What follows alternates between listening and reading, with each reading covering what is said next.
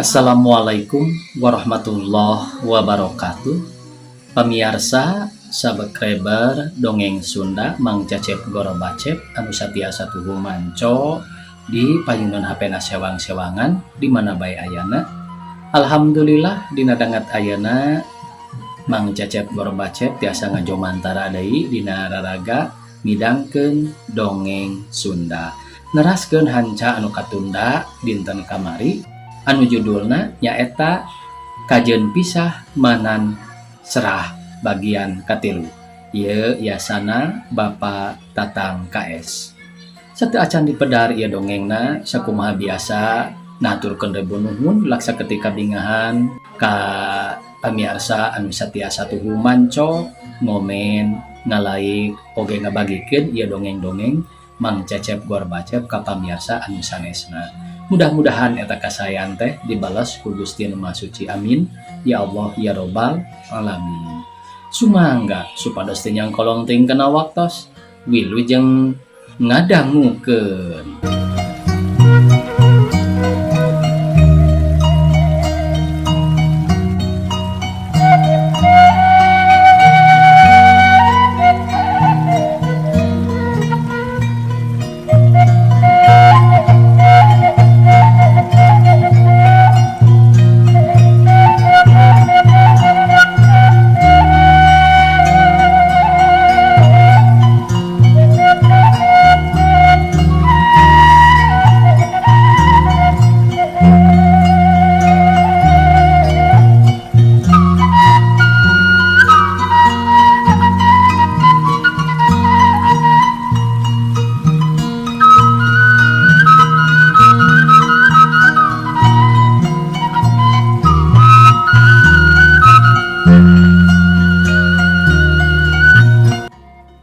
Fatimah halusnya kanu jadi bapak geus bisa nambalang hirup jadi awewe sarupa kitu wani ngabantah kana caritaan kolot teu beunang dipikanya teu beunang dijelemakeun hirup teh mawa kalep sorangan teu era-eraeun kudu jadi adik anu sakitu nurutna ka kolot naon untungna maneh hayang kasih hardi anak si pemberontak Raja Bedug nah hayang hirup kabawakeun sangsara aksruk-aksrukan kaloweng bari ngahakanan bong borosan.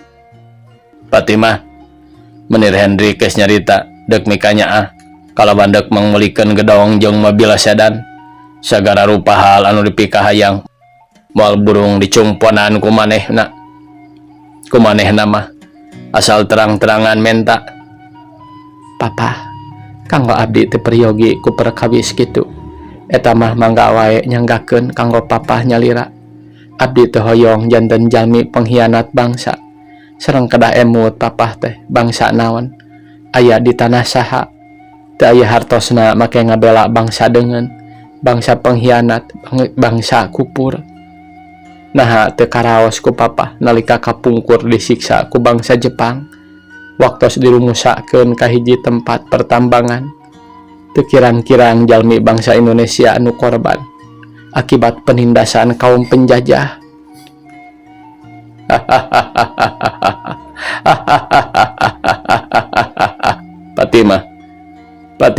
Fatimah, teu sangka maneh boga bibir jadi capetang kitu.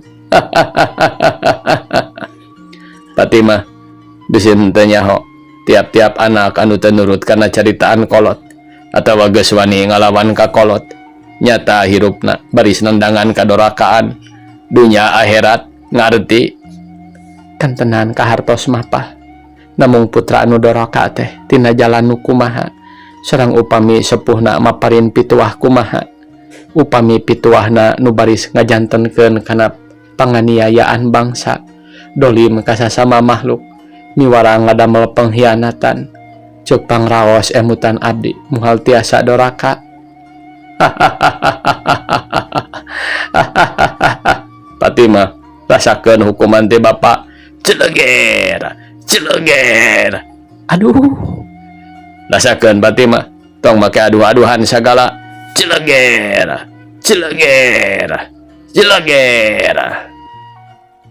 papahna sing emut ieu teh anak urang sing emut papahna ulah dugi ka kitu-kitu teuing ngadamel tindakan ka anak teh.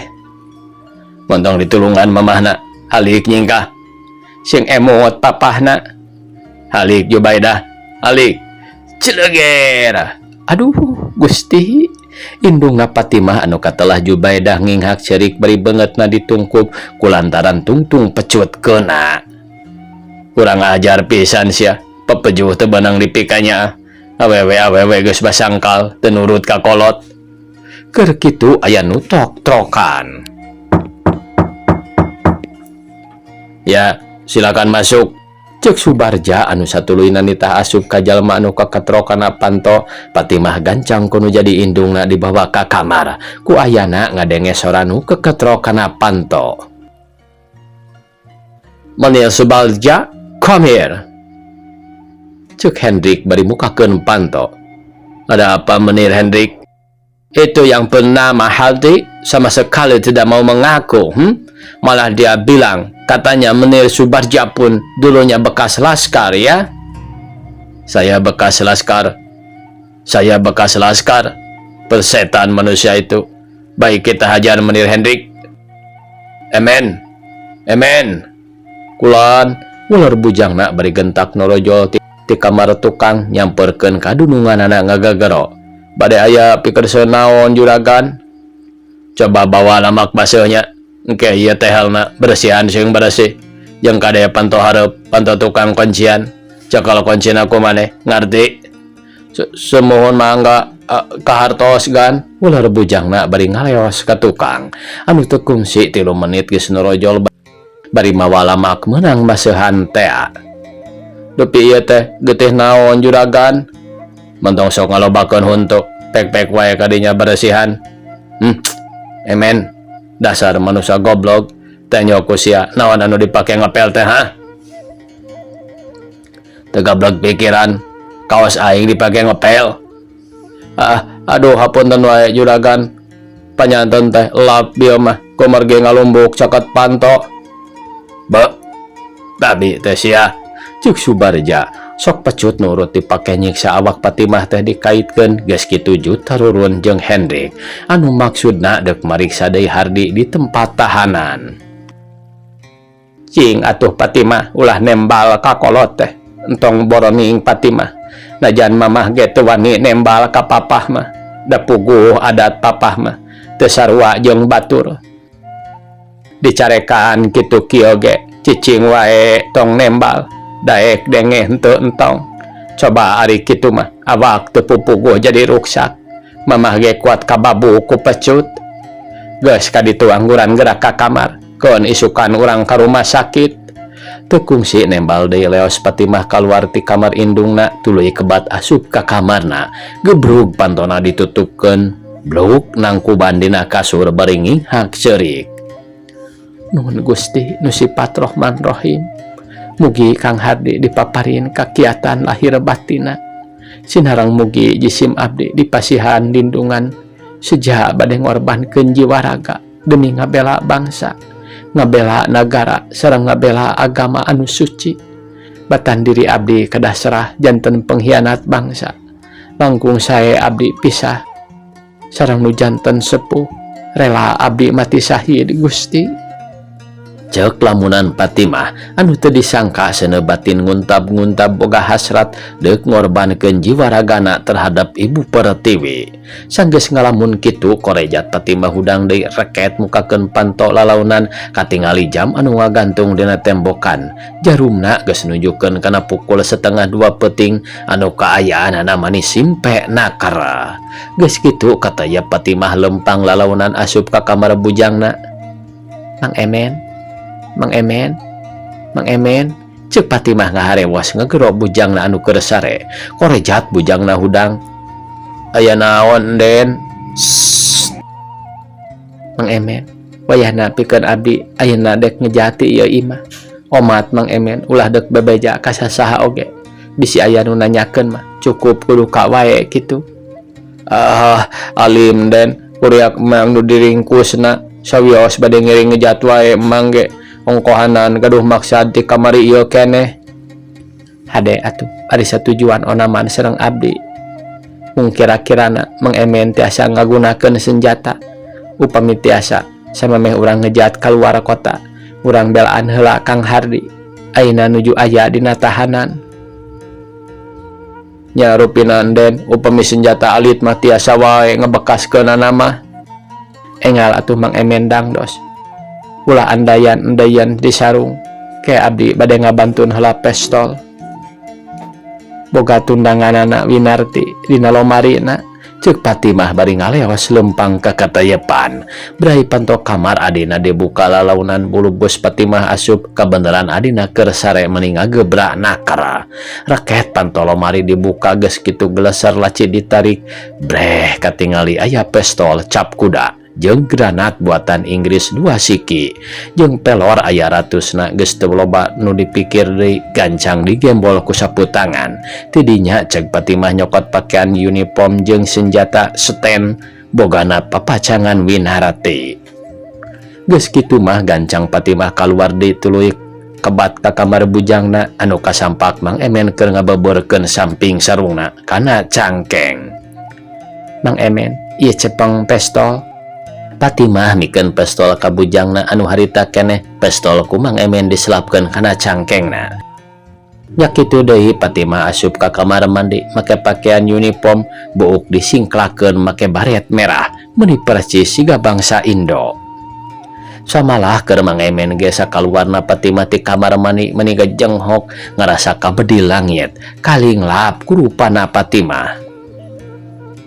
Mang Emen kadinya wae jalanna kana jandela enggal bilih ka bujang papah muli. Siap den, ceuk si Emen kudu trak ngelaan slot jandela geus kitu celeng celeng Patimah jeung bujangna laluncatan kaluar. Jandelana ku Mang Emen ditutupkeun deui rekep samodel tadi. Kabeneran harita bulan geus deuk surup sinarna remeng-remeng. Mang Emen ka dieu jalanna tuturkeun abdi. Tebin den tempat tahanana teh atos caket awas ulah kadinya jalan teh bisi nincak kawat setrum. Omong Patimah sejeroning lempang salungkar salingkar teh bari pating harewos panon rundat rindat. Awas cicing heula depa Mang Emen, ceuk Patimah. Atuh brok wae bujangna depa panon Patimah mencerong ka hiji militer Belanda anu katingalina siga keur lelenggutan nundutan.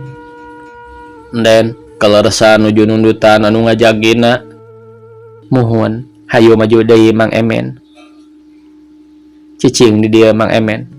Abdi bade noong heula tina jandela. Ceuk Patimah harewasan, bari tuloy ngateuyeub ngadeukeutan jandela hiji imah duduk jandela paragi nyiksa tawanan-tawanan. Barang breh teh katingali Hardi keur nyangsaya di juru siga nu geus teu aya daya. Getih tina saluar badana remes bari jilan. Mang Emen ceuk Patimah nyempurkeun deui. Kabenaran di jero aya militer Belanda tiluan deui keur main britsen. Awas Mang Emen di dieu ngintei. Abdi bade nikem itu anu keur nundutan. Bujangna unggot bari nyabut pistol tina cangkengna. Ngadekeng Patimah bisi aya musuh kaluar ti eta tempat. Katayap, katayap, katayap. Kat blas. Peso belati ambles kana boheungna militer Belanda anu ngajaga nepi ka teu daya pisan sapada harita ajal tidinya durug-dug digusur dibawa ka nusuni senjatana dicokot ku Mang Emen. Mang Emen ayeuna kieu Mang Emen ngalungkeun batu ka deukeut pos ka di mana kaluar anu ti jero ieu seten tembakeun abdi bade nyandak Kang Hardi. Lahaula Mang Emen mati syahid. Bismillahirrahmanirrahim. Ceg Mang Emen kana batu. Lung kuprak nerpisan ninggang kana kenteng garduh paragi nu ngajaga kuat ka kentengna ngekebro pareupeus. Opel cama. Siapa itu ha? Cek tilu militer Belanda kaluar anu teu diengkekeun deui bebet Mang Emen ngabekaskeun seten nepi ka eta tilu militer Belanda korban kalawan kesit Patimah geus ngaluarkeun Hardi anu harita keneh ge gancang lalumpatan ku kurubutan jalan ka nusuni. Keur kitu gerung gerung gerung mobil patroli datang muru ku ayana ngadenge suara tempakan ngaberebet beri senter lampuna nyorot kaditu kadieu. Awas Fatimah, ulah obah cicing depa cek Hardi ngaharewos dikersakeun Mang Emen make usik atuh berebet militer Belanda tina panser nembakeun mitraliur meuni teu sedikna dipuntang banting kaditu kadieu. Fatimah gancang ngagulitikeun awak kalebak. Mang Emen hayo kalebak kulitik tilu jalma pating kulitik kalebak geus teu mikirkeun kana naon-naon. Sanggeus tepi kalebak korejat Fatimah jeung Hardi hudang ngan Mang Emen anu can bisa hudang teh kulantaran badana nyangkorah dina dapuran awi atuh kapaksa dibaredol leungeunna. Tah ayeuna kumaha urang Pat? Kang Hardi, matinya orang tidak dua kali, tetap sekali. Abdi sawios berjibaku upami cilaka teh mah moal alang kumapalang si Durjana urang kirim ku ieu doakeun Kang Hardi.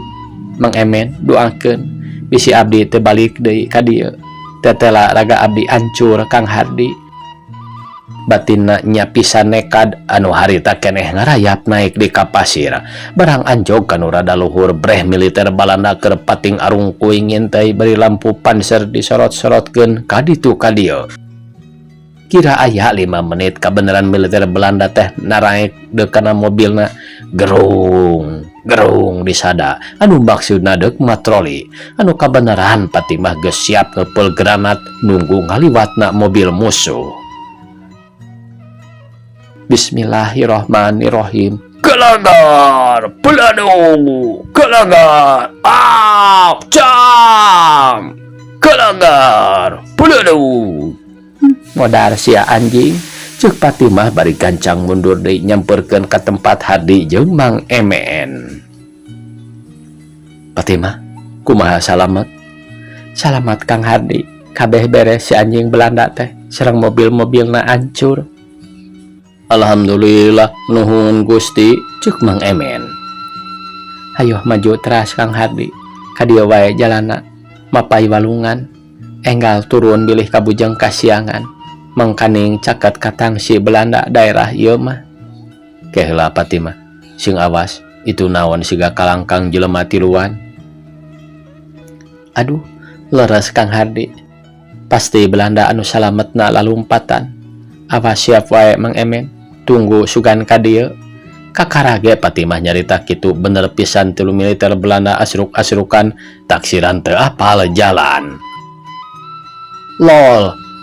Gabrug hiji pada hiji dirontok kalawan ditarikem nepi ka harita keneh tilu militer Belanda korban akibat ditekukan ku tilu pahlawan. Hayo enggal Kang Hardi turun deui ka wahangan.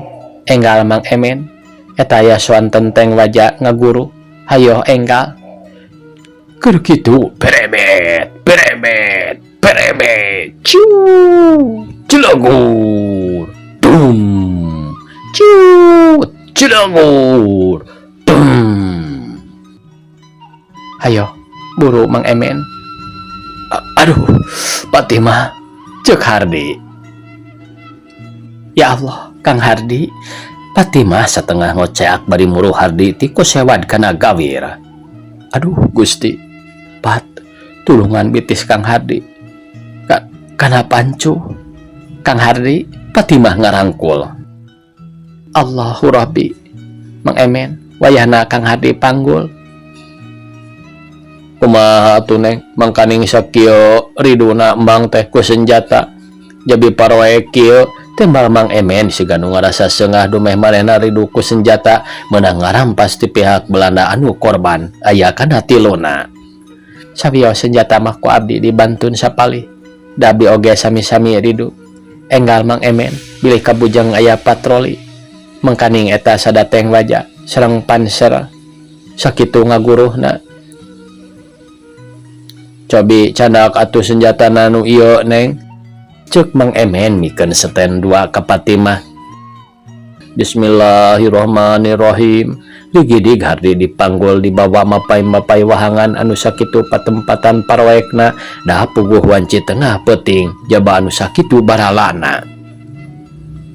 Kira-kira menang 30 meter ku kurubutan dinu Suni. Reg mengemen ngarandag kulantaran ngadenge surat tembakan ti pihak musuh anu sakitu naragtegna. Sora bedil mesin pating dereded disusul ku sora kenon pating celegur ngan palan pertahanan TNI pentaseun Citarum belah kidul. Mengemen eureun heula bae sakedeung bisi capek mah. Ongkohanan abdi teu kuat ku bitis asa jejelototan kieu Hardi ngejak eureun kanu manggol. Liren heula nyaliren atuh Mang Emen sakedap mah. Kade laun-laun lungsuna Kang Hardi. Gek Hardi diuk tonggong nyarande kana gawir sisiwahangan waktu reureuh kadenge aya sora hayam kongkorongok hawar-hawar ciciren waktu geus rek deukeut kawanci subuh. Geuning aya sora hayam kongkorongoknya Mang Emen.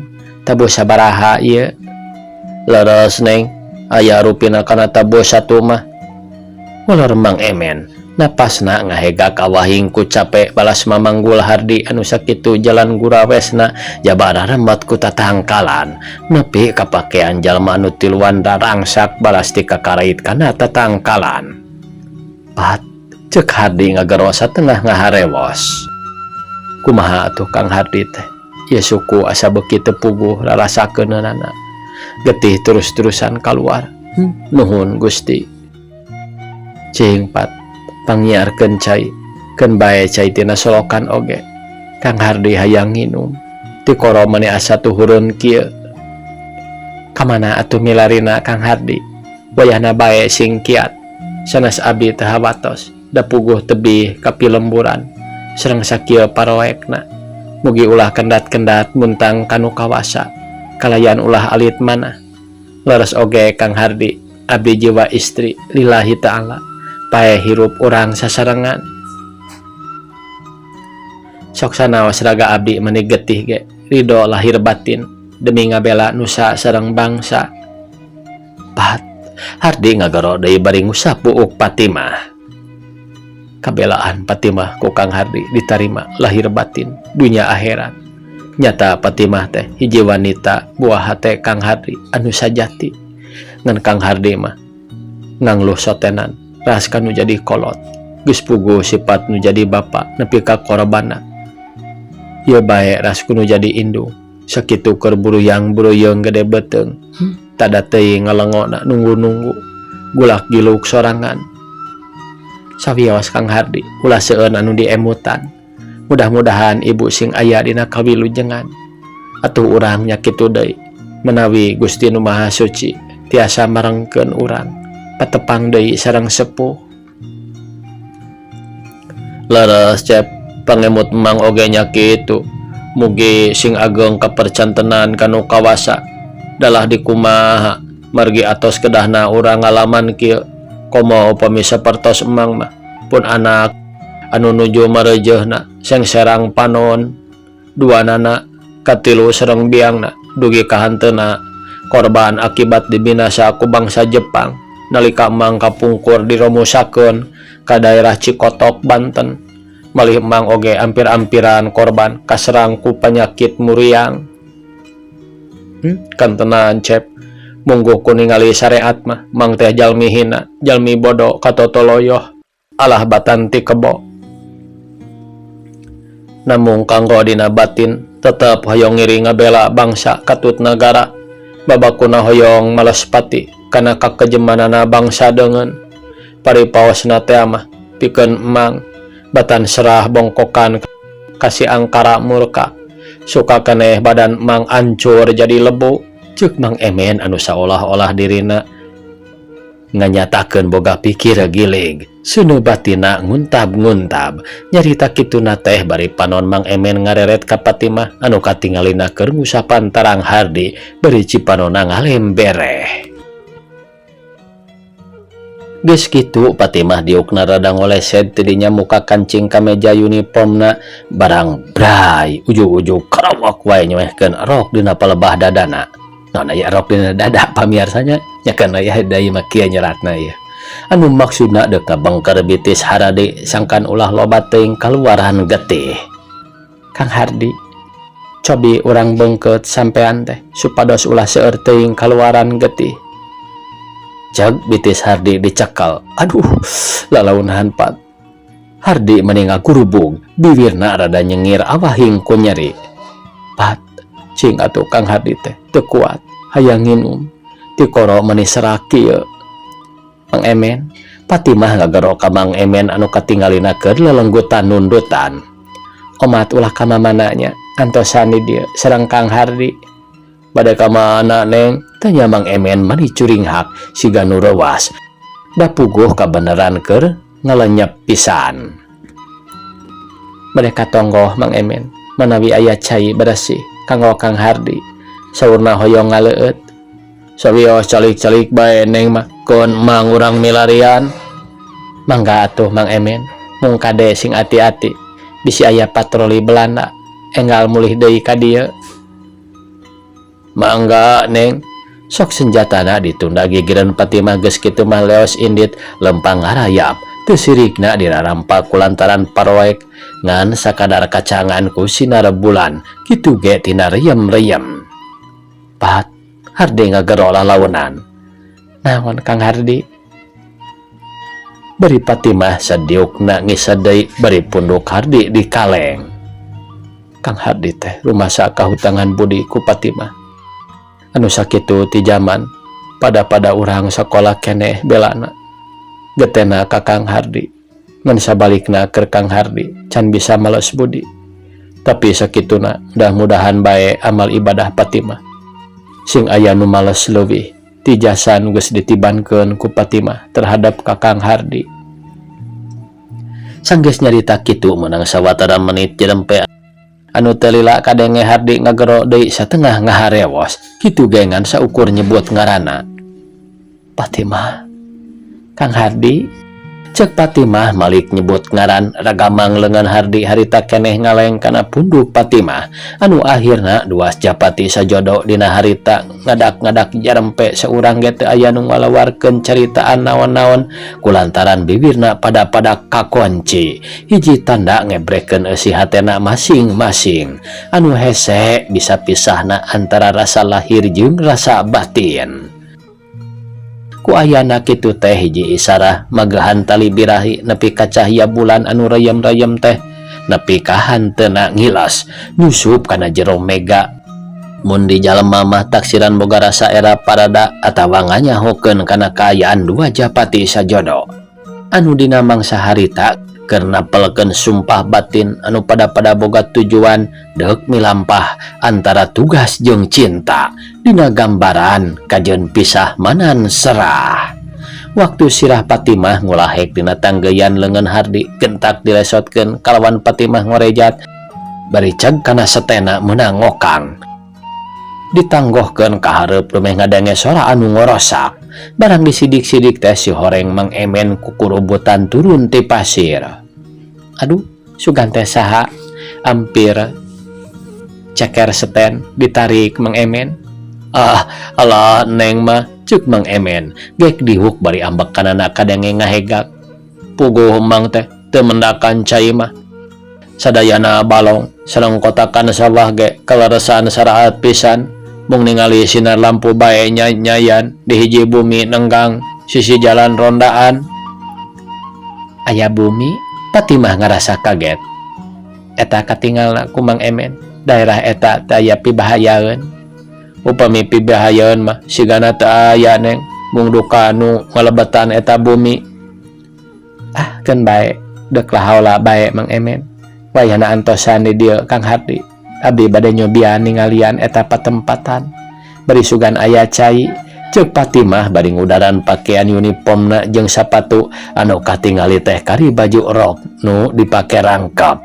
Kitu ge dina palebah dadana rangsak da puguh dipake ngabengker bitis Hardi. Waktosna kabujeng see pamiarsa, sakitu anu tiasa kapihatur. Wassalamualaikum warahmatullahi wabarakatuh.